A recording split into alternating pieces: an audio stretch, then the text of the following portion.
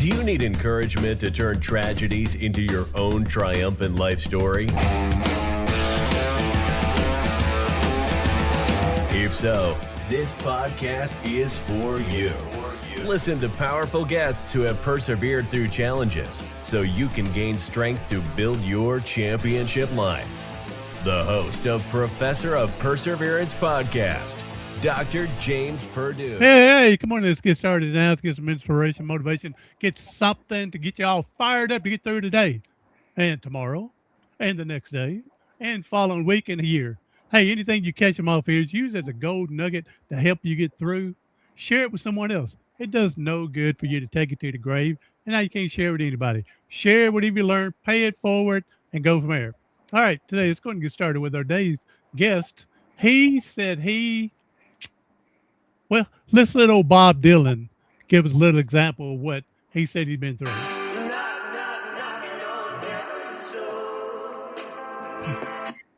That's right. He said he knocked on heaven's door 3 times. He's going to give us his story, and we'll go from there. So welcome to the show, Joe Gonzalez. Yes, sir. How are you? Dr. James Purdue. Thank you. Yes, sir. Hey, don't take a doctor too way out of the world. I can't write out a prescription for medication, but I can drive you to your pharmacy if you need me to. Okay, I'll keep that in mind. Yes, Thank sir. you. All right. So knocked on heaven's door 3 times. Modern day what you say? Trying to get your notes. Modern day alchemy is what I've gone through. Alchemy is okay. Yep, I see that now. And so, wow, then you've been through some fighting depression, rage, PTSD, and founder of, we'll talk about this later, Mother Ocean Fund to help Mother Nature clean up a little bit. So, well, it's more than that. It actually helps disabled veterans, women, and children use water sports as a means of physical and mental therapy. Yeah, we try to get folks into the water, and kind of help them out more so than any Prozac or counselor can. Mother Ocean heals, brother. She's helped me heal many times. So I want to bring that message to the forefront with my foundation. Yeah. It's sad. It's really looked better in the last 20 years with our veterans coming back, But before them, man, it seemed like they were shunned. Nothing going. People wouldn't talk to them. Nothing like that. But here I've seen, with the new prosthetics, the way they're out in the community, and like your foundation you're doing to help them heal. The Paralympics, everything seems to be 1,000% better than it used to be. Sure. And I'm glad. Yeah, and we're trying to work on it, make it even better, We really want to introduce folks to an alternative way of therapy. Water, Mother Ocean, scuba diving. It's helped me. It saved me many times. My last tragedy, I became fully disabled, and I have a trach tube in my neck. So obviously I can't go in the water anymore. However, while I was laying in that hospital bed, soaking, miserable, trying to figure out what my next step was, because I knew that a trach tube in my throat would pretty much take away 50% of my life, because I spent most of the time in the water, I was going to say they would limit you, I would imagine. Absolutely limit me, and everything that comes with that, the depression, the rage, the denial, we're human. You know what we went through. I'm sure you went through the same thing. I'll beat this. I'll figure it out. Truth of the matter is, I had to learn, and it took me quite a long time, is to accept it and live with it. Oh, yes. Yeah, that was part of me when I got hurt. Yeah. Finally, the acceptance. But until then, you're just getting your butt kicked every day. And finally, when you realize and figure it out, then things you get much better. Yeah, no. I went through years of that trying to figure that one out, Yeah. And I'm still, I really did some awful things to myself in this process. I went against doctor's orders many times. Had it taken out against doctor's orders. Had to sign all sorts of releases and such, only to come back 6 months later, put it right back in. It's like I can't live without it now. So I've accepted it, but I'll tell you, it wasn't an easy process. And the way I did it was rather, well, not very unique. I was introduced to various homeopathic remedies, Uh-huh. even though I was, neck deep, way in over my head with Western synthetic opiates. My God, man. I was from start off with Propofol to morphine to Vicodin to Oxy to you name it. And all of that stuff, all it did, it just kept me down. I was bedridden for 2.5 years after my last accident. And I'll tell you, I could honestly say now looking at it, over half of that was Oxy. I was, Yeah. I was, I was hooked, brother. I And was I had, nowhere near with the medication you're talking, but when I first got injured, I had muscle spasms all the time, and yeah, they prescribed me Lorasol, which is a muscle relaxer, and Valium, which is a muscle relaxer. yeah, And I felt like I was just a walking zombie. I didn't had yeah, no energy, didn't feel like it. It took it like 5 years. Finally said, and I'm still having muscle spasms. Finally, I said, "Well, I'm gonna have muscle spasms. Why am I taking all this crap?" And so I quit cold turkey. Like I said, without doctor's orders and everything, and slept for like, well, first 4 days I'm just anti jittery, couldn't sleep and everything, and fourth day I slept for 18 hours, but been off of it now for nearly 40 years. yeah, So yeah. Well, I've been off yeah, it nowhere since. near what you've been through, but that was my little battle. Yeah. Well, no, look, man. Everybody has their journey. I can't possibly judge yours over mine. It's the same journey, just different aspect to it. More whether it's more difficult or more therapy or what have you. But it's still the same psychological journey that we all have to fight to just push through and find meaning to what we've gone through and find your purpose. After Yeah. that, which is not an easy thing. I mean, I was lost for so long, delve into just bitter and angry and wanted revenge. And, because the guy who rear-ended me, was completely irresponsible with it, and I wanted his ass. Yeah, yeah, yeah, yeah. Yeah, I was fantasizing about, revenge plots and such. And meanwhile, when it first occurred, I was in a coma for 2.5 months. And the dreams that I had in that coma were just Oh violent, yeah, I can bloody, imagine. and just like I mean, I went through a whole series of folks that had betrayed me and done me wrong, and I was just slashing at them, It was really, really ugly. But what I realized was it wasn't so much me, recognizing the past and acknowledging it for the pain they bestowed on me. It was the actual, the synergy of energies that kept spinning, the good and the bad. Who's going to win? Yeah, Who's yeah. going who's to take my soul? I swear to God. I know it sounds hippity dippity. I know it sounds really, out there. But, man, I was going through some violent seizures when I was in my coma. None of it that I remember, of course, but I remember the dreams. Yeah, yeah, And yeah. the dreams are so freaking vivid. I swear to you, I thought it was God and the devil wrestling for my soul. I kid you Ooh. not. That's what I thought when And I that came goes out on of it. every day without everything you're going through. Is I'm sorry. I'm I say that sorry. goes on every day, not just in your fight in your coma, Sure, sure, but but maybe not that vivid and that strong. exactly. Yeah, yeah, yeah, Yeah, yeah. When you're in a coma and all you have to do is just focus on your imagination, brother, it will take you to. I mean, nothing beats a human imagination, but it'll take you everywhere. I mean, you're spinning in circles. At yeah. least I was. I met this one Yeah. guy one time. He told me he was in a coma for 6 months. Uh, Car accident, I think, and had his back broke. He was paralyzed. And I asked a dumb question, but wasn't dumb. I didn't know the answer. I said, "Say, man, you're in there for 6 months. When you wake up, I mean, what was it like?"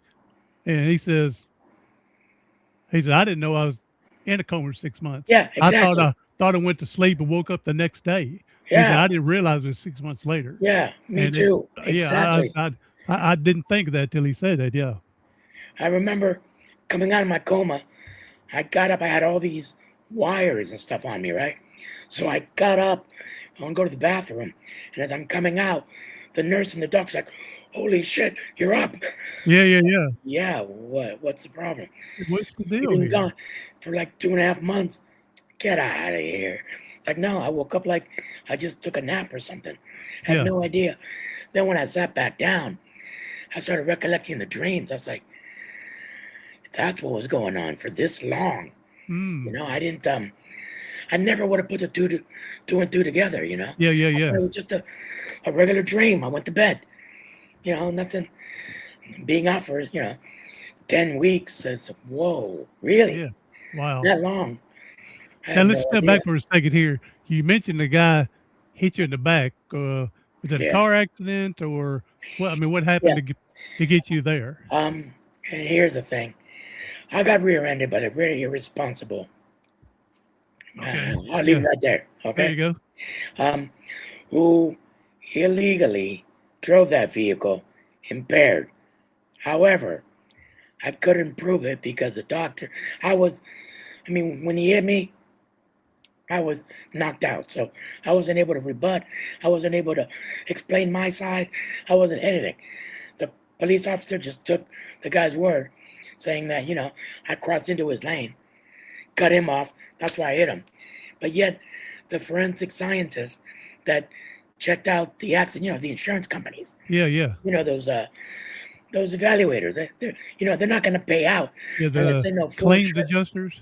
Yeah, the claim adjusters. Yeah. And then they have like traffic forensic investigators, who probe and they know Uh-huh. about dent pressure and how much a car is broken, and they could reenact the whole accident. Yeah. And they came back saying, "No, man, this was not Joe's fault. The way he got hit, he was dead on straight in the back. So this guy just rear-ended him going 85 miles an hour, Mm. and he was driving his daddy's Cadillac. There you go. Yeah, His yeah, daddies. So yeah, one of those spoiled little brats. Anyways, long story short, and this is the part I don't understand how he got away with this, but the alcohol that he had on him, supposedly, nobody smelled it. They never tested him, and he walked away, leaving me disabled and me crushing the hip and back of another woman because I was in the middle. I was like a yeah. big boy, Yeah, yeah, yeah. And so I go to the cops after I got. This is about a year later, right? I'm not paying attention to anything that's coming in the mail. I don't. The last thing in the world I want is, to deal with any of that, right? I didn't realize there was a summons in there, Yeah. you know, and then going back to the courts and explaining to the cops what happened, and them hear my side of the story. They're like, "Well, we can't prove that. It's he could have had those drinks in his he could have given those drinks to somebody else. He could have, if it's not detected at the scene, it's Yeah. hearsay." Yeah, yeah, yeah. And that just fucking made me I so. said it before, and it seems like some of these, maybe not all the laws, seem like quite a few of them are there to protect the guilty. I don't know, man. It's like, I understand you got to have, but if no one else is in the car with him and there's alcohol there, it's there for a reason. So yeah. So, I get a bad rap on the alcohol. My younger brother died from alcohol poisoning two oh, weeks two sorry. weeks before he 2 weeks before he turned 38. His alcoholism Really? caught up with him, and so I have to step back and tell people I'm not mad or angry with the alcohol with people doing it responsibly. It's just when Of they're course. irresponsible is when I have the problem. No, of course. Of course. So Of course. yeah, all Yeah. right, It never, it never occurred to me to try to approach this guy because, to be honest with you, I was more scared of my reaction if I ever saw him again. yeah, yeah, yeah. I And can understand that. I really wish I would have had a high conversation with that gentleman or that guy. Yeah. I never did. I never did. Yeah, I can understand. I'm worried more about my restraints than Yeah, what he yeah, may may proceed to have on against me or whatever. So Yeah, well, I guess that's the human condition, I suppose. But yeah, I from that point, I mean, it's a long, drawn out story. But what happened when I was in the coma and I came out? As you can imagine, I was livid. I wanted to get out. They actually caught me. I stole some of my neighbor's clothes, and I was sneaking out the back. I there pulled you out go. all my stuff. I want out. Get me out. Um, a couple times where I was just so like enraged and filled with just all sorts of hatred, and I wanted my life back. I was pissed, Oh yeah, yeah, yeah. and it got to a point where the nurses had to strap me down because I was pulling stuff out.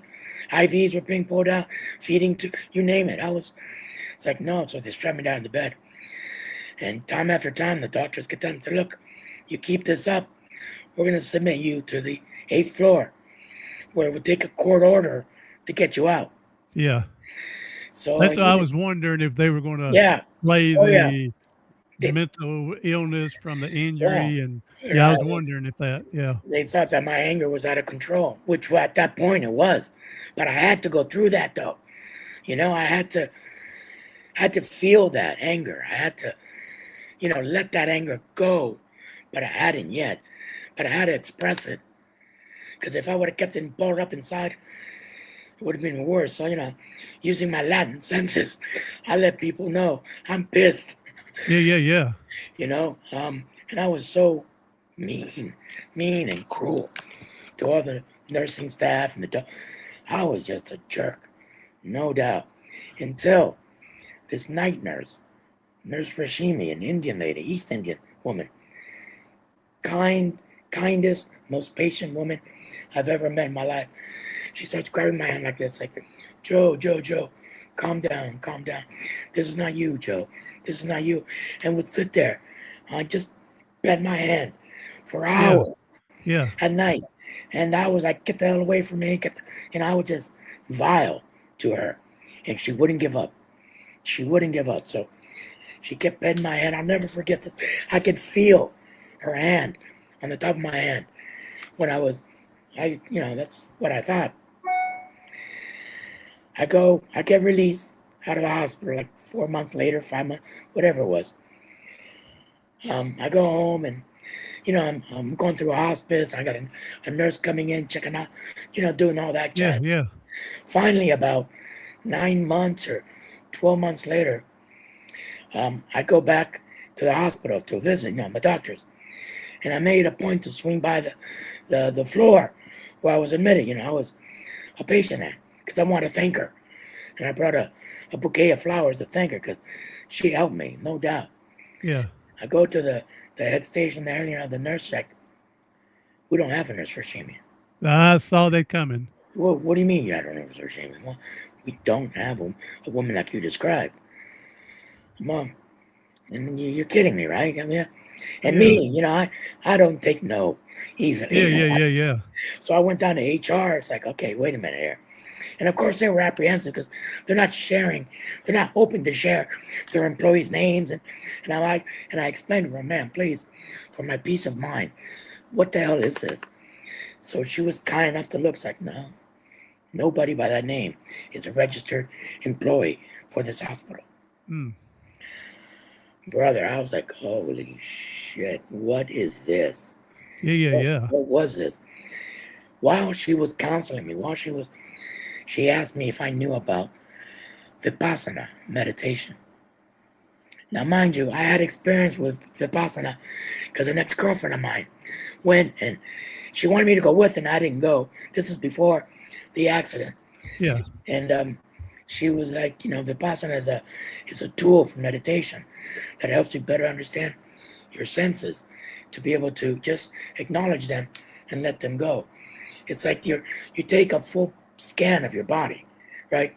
When you're in a meditative state, you just concentrate, pretend like you're going through an MRI machine, and you feel all the sensations, whether you have an itch or, you got a headache or muscles ache or whatever. You recognize it, you acknowledge it, and you let it go. Yeah. That's what it's a tool for meditation, a very powerful tool that I'd highly recommend everybody to try to, engage and use for their daily routine. Because I tell you, it works wonders for me. Yeah. So in this process, finding out what I did about, nurse for shaming, I was like, I'm all in. I want to see what this is about now, So I started diving into Vipassana, learning about it, reading up on it, watching videos and such. And then I signed up for a retreat, which was like 6 or 9 months waiting list for, but it's free. And all you have to do is just, get your butt up to wherever their temple is, right? Yeah. So I went, it was in Texas. And I remember walking in there, and there's a big gym, right? Like a big gymnasium that they converted into a meditation center. Uh-huh. Right? Must be about 200 people there, 100 women, 100 men. You vow, it's a 10-day retreat, and you vow silence. You can't speak to anybody. You're walking with monks.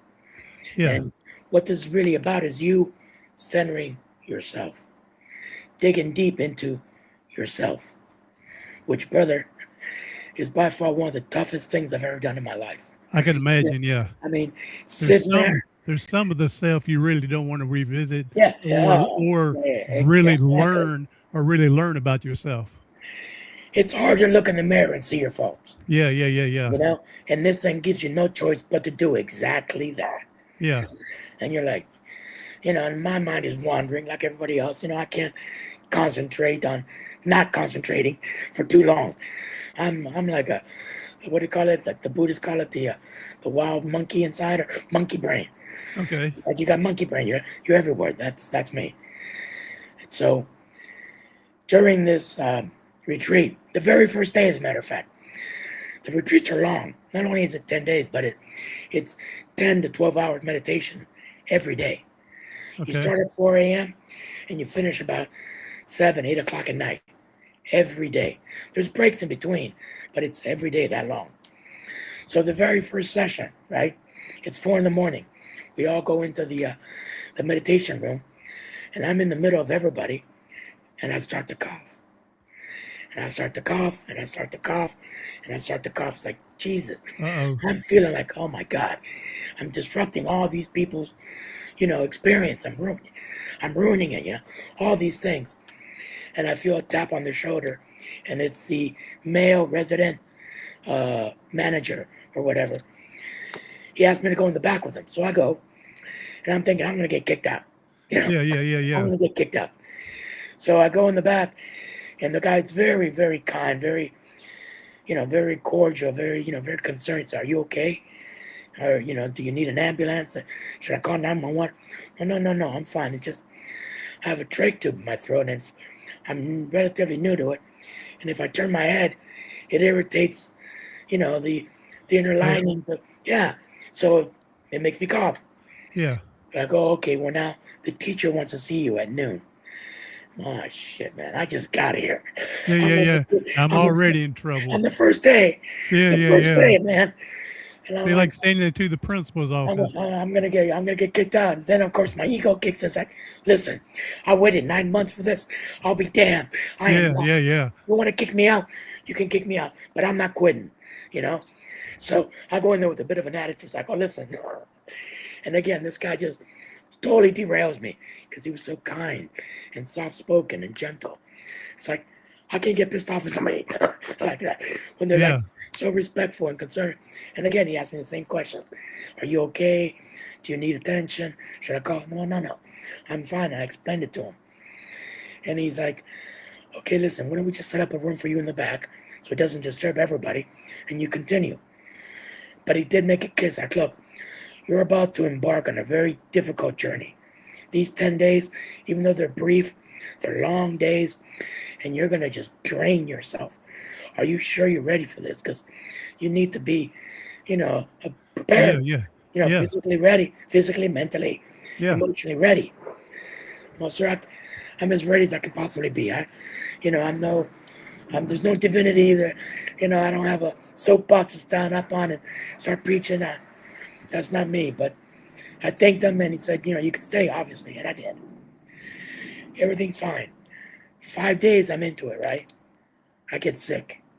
Oh no. Okay. Yeah, I picked up like a bug or something, you know, and I started getting sick and sicker and sicker. So by the 6th day morning, I'm feeling like, I don't know, maybe I should just go back to the hotel, quit this thing, go grab a big fat steak. That's another thing too. You in the 10 days of the retreat, you're on a vegetarian diet Okay. and you eat only one meal a day, really, because the other things are just snacks. And you snack all day on fruits and vegetables and glasses of water and tea, which, I'm not exactly a I glass of hear you. water. Yeah. I hear And you. so, yeah. So I was like, Is so that I'm to help laying in cleanse bed. the body as you're doing everything? Yeah, no, I'm doing everything. No, no. I mean, that type of food is to help cleanse, to Yes. clean you Yeah. out good and Help you okay. clean your water and also not bother your senses with digestive issues or what have Yeah, you. yeah.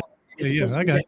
Yeah. okay. So I'm laying in bed and I'm kind of sick. I'm thinking, how good would a big fat T-bone be right about now? Now you're talking. Yeah. With a Manhattan, and a big fat baked potato. That's what I wanted, you know. That's what I was gonna shoot for.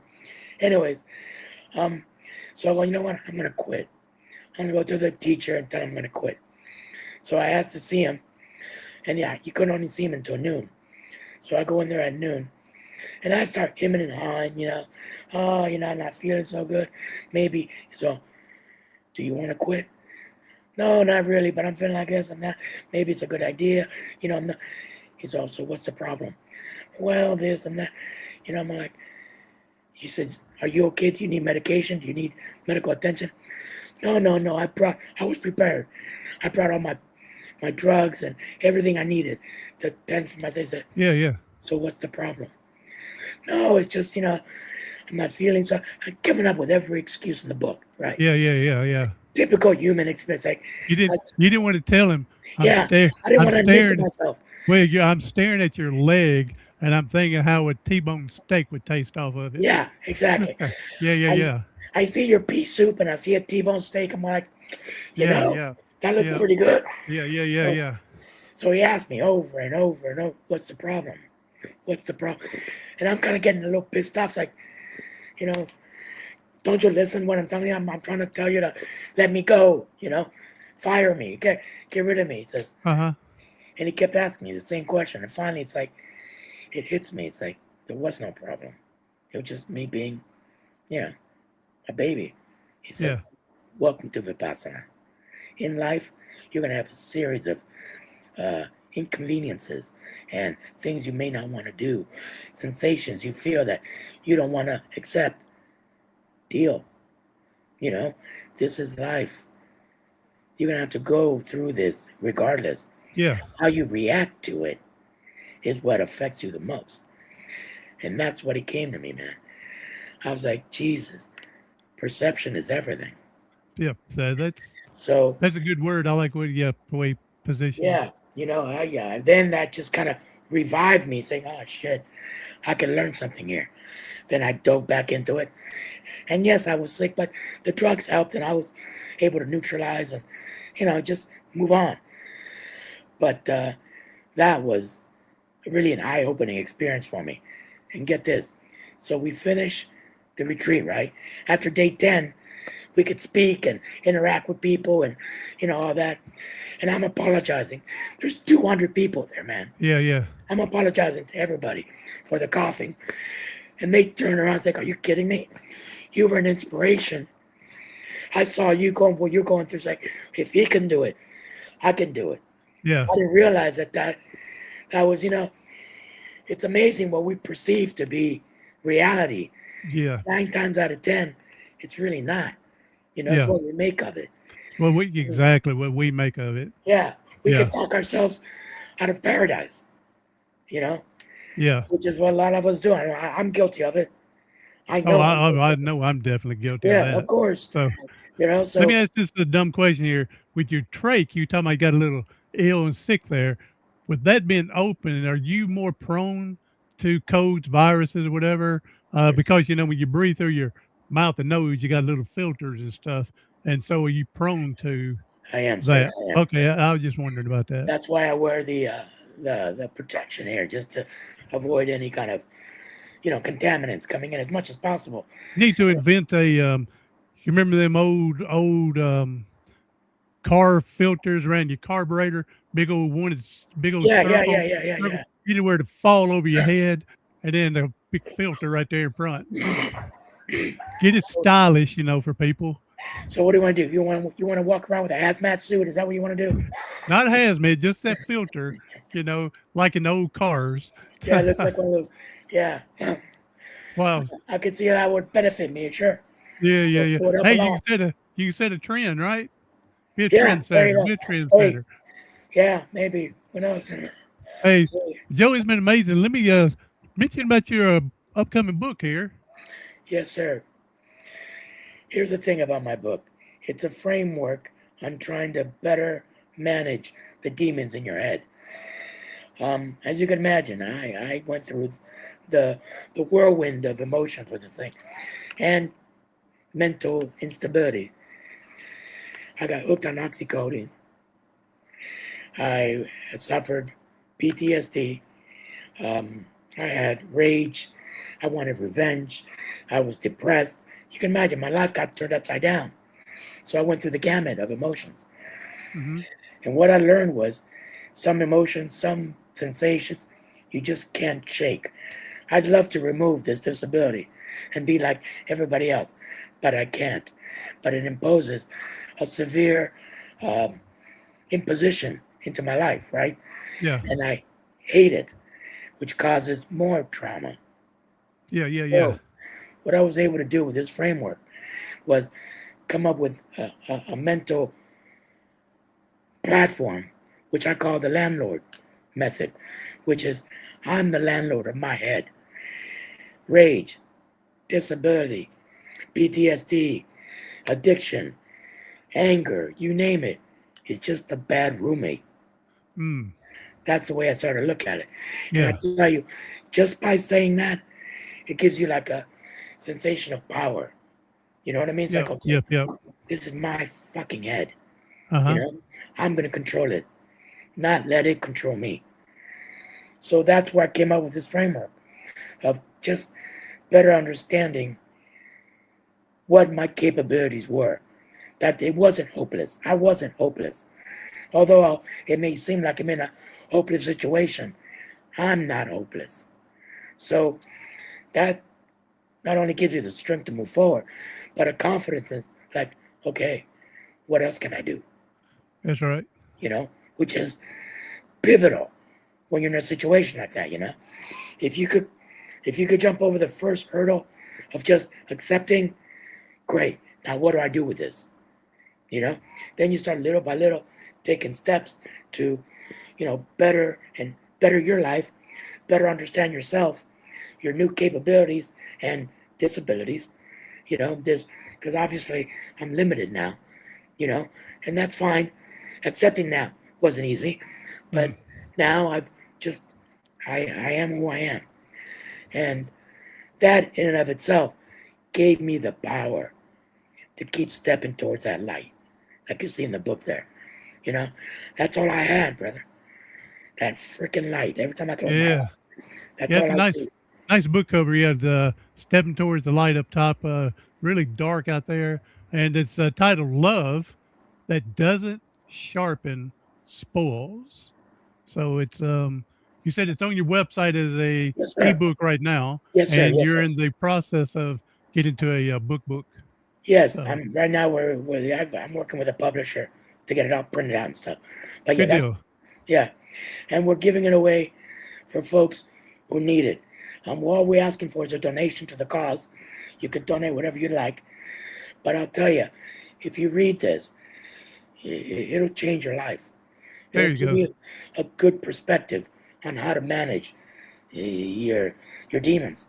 And some demons, like I said, some you just can't let go of.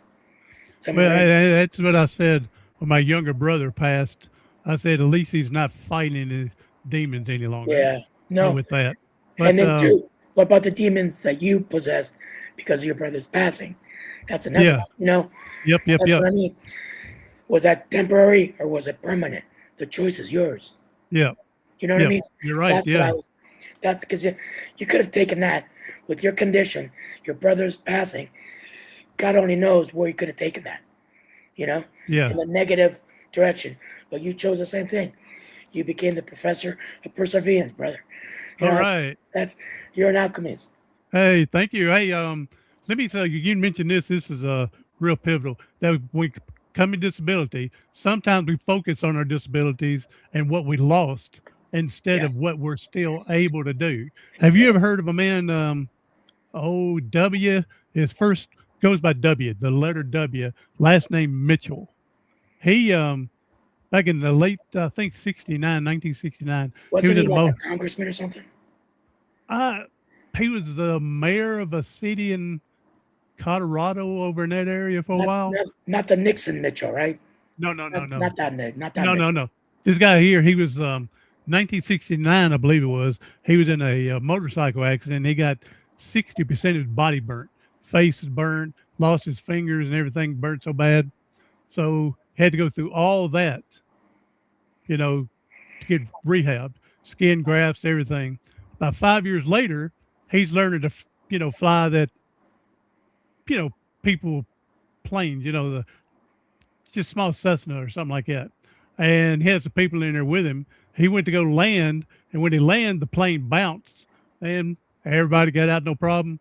But when it bounced, it broke his back. He's paralyzed in a wheelchair. Now, not only do you go through 60% of your body burnt, now you got a double whammy. You're paralyzed, later. He Yeah. says, he says, he thinks of, he goes, I used to be able to do 10,000 things. Now I can only do 9,000. Says I focus on the 9,000 I can do, not 1,000 I can't No, of do. course. Exact So, same idealism. Exactly the yeah, same. yeah. But that's not an overnight thing, brother. It's like Oh, no, it's not. it took No. me it took me years to go through that. And Yeah, I fought it me too. every step of the way. It's like, no, I could do more. No, you can't. But Yeah, yeah. I'll try and jeopardize my health even more. But it's just it's the nature of the disability beast, I guess. You could Well, say it's part of mine, as I call it, my sinful pride. simple Here, pride. That's a good here, point. here's, an That's a good way to example. I put it. would be, I could put my shoes on my feet and tie 'em. Sometimes on a good day, hey, I'm done in 3 or 4 or 5 minutes like everybody else. Sometimes it takes me 15, 20 minutes, and then I'm wore out and ready to take a nap. Yeah, But I'd have a family member that ask, do you want help? We could have got it on quick in 30 seconds, be done. sure. And my simple pride, no, I'll get it. Yeah, I know. Oh, I know. I live in a second story apartment, right? In my condition, I should not be doing steps that quickly or that. I move myself in by myself.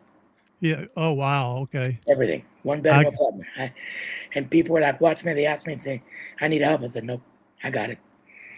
I moved in my bed, my dresser by myself. And people just kind of looking at me and said, fine, just let me be. And that was the stupidest thing. I could, I had yeah, ever. It's like, why? What are you going to prove? Well, I mean, these are the kind of things, that you go yeah, through. And of course, when I finished, I was exhausted.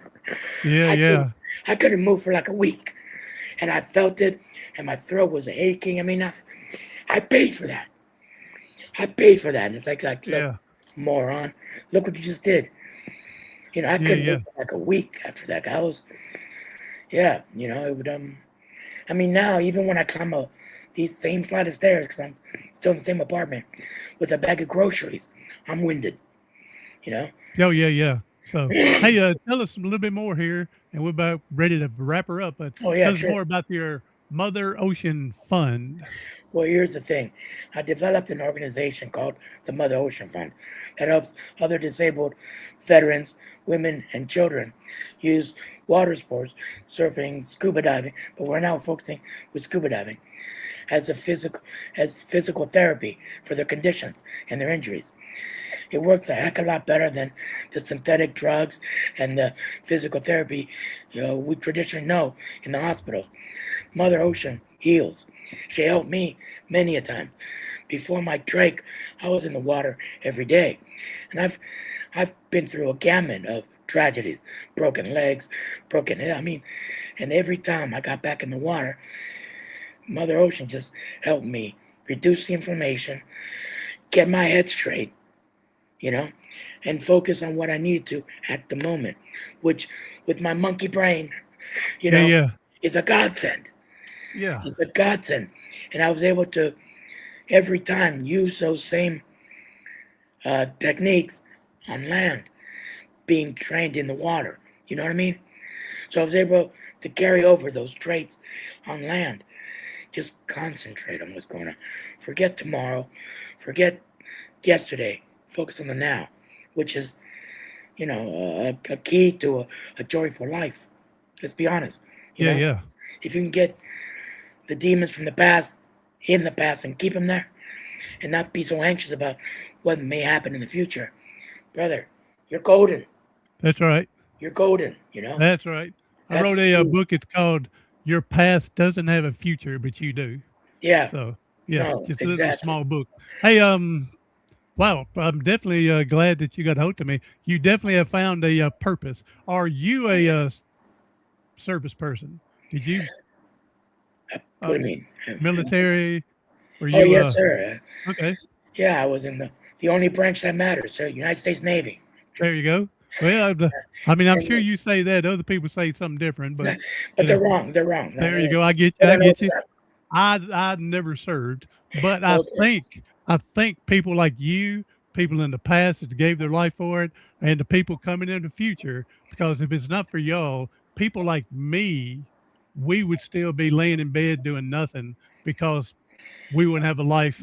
The people fought for us to be able to, and I thank you for that.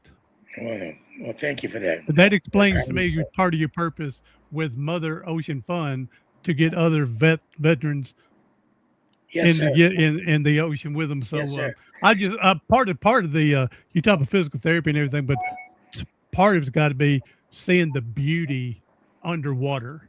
You know, I like watching some of these shows and go and see stuff Sure. that I never get to see. It's just And and calm, and listen, calm, beautiful. and Yeah, for me, when I take out an adaptive diver and I see for the first time, yeah, and I see the reaction on their face when they can actually move, yeah, they don't have the pressure of gravity on them yep. like you in a chair. I'd love to take you out, man. If you ever want to go, let me know, brother. We'll I'm go out here in the Keys anytime you want. You let I'll me know. I'll keep your name. Keep I'm me. not opposed to it. Yeah, it's a simple email, joe@motheroceanfund.org. All right. Don't, Well, speaking of that, go ahead and throw your other social medias, uh, other way people can get a hold of you. yeah, we are on all the platforms under at motheroceanfund.org. Twitter, Instagram, Facebook, TikTok. We're there. And then my personal one is Scuba Joe 11. That's where you'll find me. Um, we're walking into our second year now, and we've helped over 16 or 17 divers. We've planted over 2,000 pieces of coral, saved 1,500 turtles, Wow. hatchlings. Okay. Yeah. Hatch- Yeah. Yeah. I Yeah. mean, our purpose is recorded and documented, sir. So don't think that we're just some flyby. We do the work.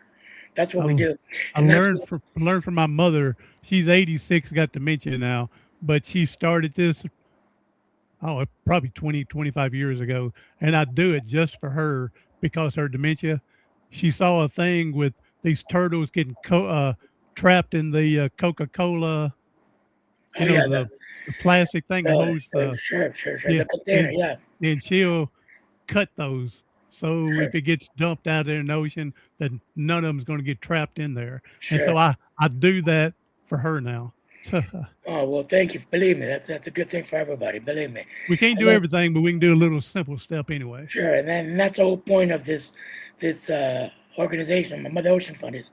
We also work on trying to educate people on things they can do to help reduce the carbon footprint. Not only that, your waste. You know, because we could reuse a lot of things, man.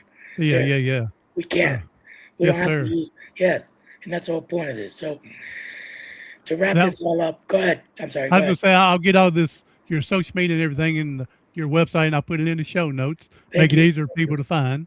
And last thing, Joe, is just we know people are hurting and struggling. If you could leave us with a positive message.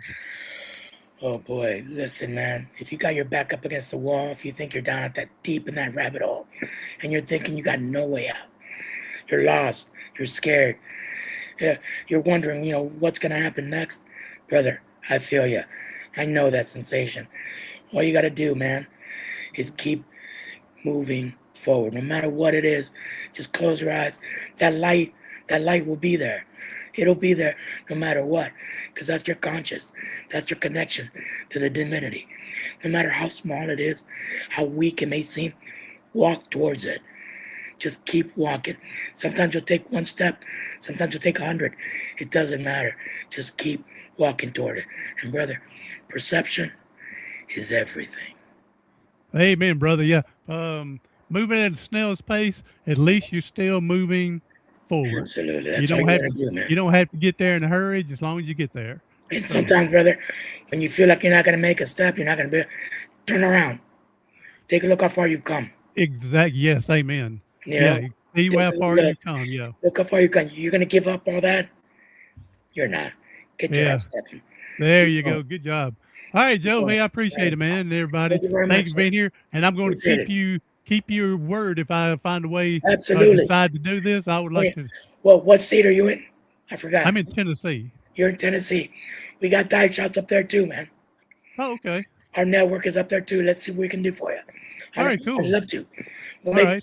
we'll make it an episode. Oh, yeah, yeah. We'll do something with that. Yeah. Yeah, we That'd be could do cool. something with that. That'd Yeah. be awesome.